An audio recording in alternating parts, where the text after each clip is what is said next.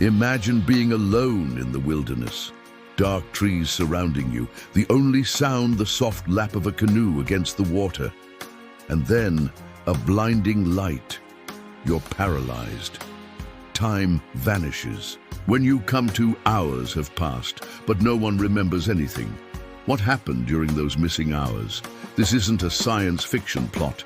This is a real event. This is the terrifying account of the Allagash Abductions. In August 1976, 4 friends, Jim and Jack Weiner, Chuck Rack and Charlie Foltz, set out on a canoeing trip into the remote Allagash Wilderness Waterway in Maine. What was supposed to be a relaxing escape into nature would soon turn into one of the most chilling and controversial UFO abduction cases in American history.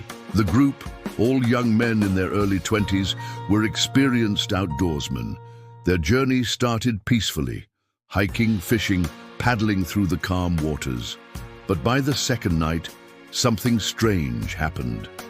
On August 20th, while night fishing on Eagle Lake, the group saw a bright, pulsating light rising silently into the sky. Curious and unnerved, they signaled the light with a flashlight. Almost immediately it reacted, rushing toward them at an impossible speed. Panic took over. They paddled frantically toward shore, but it was as if time had stopped. A moment later, they were back on land. The fire they had set up earlier completely burned down to embers. Hours had passed, but none of them remembered how. Back in their tent, they dismissed the experience as bizarre, but didn't dwell on it. It wasn't until years later that the memories came flooding back. Not while awake, but through nightmares. Jim Weiner began suffering from seizures and strange dreams. In them, he saw creatures with long, almond-shaped eyes, 4 fingers on each hand, and bright examination lights above him. When the others admitted to having similar dreams, they decided to seek help. In 1988, they underwent regressive hypnosis sessions with UFO researcher and psychiatrist Dr. Raymond Fowler. What emerged was shocking.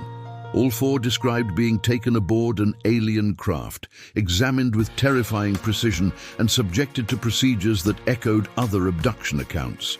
They described the beings as tall, gray-skinned, with 4 fingers and joints that bent oddly, details that don't align with Hollywood depictions. Skeptics have argued the case could be a shared hallucination or a fabrication, but the consistency in their memories, the timing of the nightmares, and the fact that they were not seeking fame or financial gain added weight to their credibility. The polygraph results varied, but 2 of the men passed tests showing no deception. The others were inconclusive, not failed, just unable to verify due to stress. Furthermore, they were reluctant to go public for over a decade. Some skeptics point to sleep paralysis, group hysteria, or the influence of media. But remember, this event occurred in the 1970s, before alien abductions became pop culture staples. And then there's the physical detail, the burn marks on the ground where the light appeared, the missing time, and the identical recollections under hypnosis.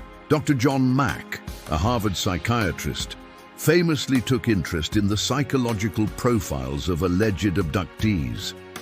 He concluded that while he couldn't confirm alien encounters, many of his patients were telling what they believed were true memories, not delusions or fantasies. Decades after the event, one of the men, Charlie Foltz, broke his silence in a YouTube comment.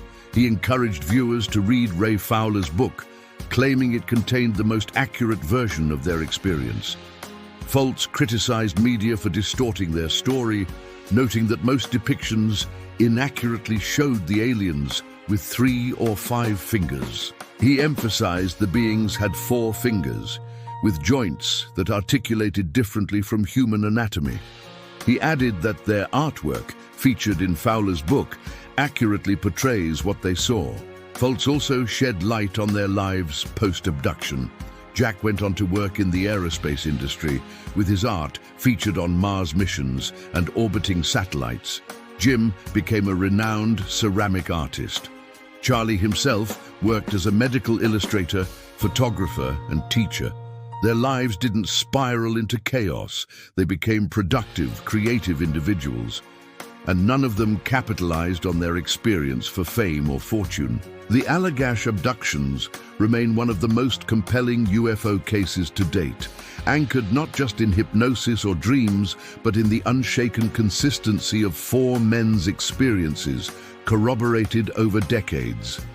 Skeptics may continue to explain it away, but for Jim, Jack, Chuck, and Charlie, the memories are as vivid today as they were that summer night in 1976. Were they abducted? Or was it an elaborate misunderstanding born of wilderness-induced fear?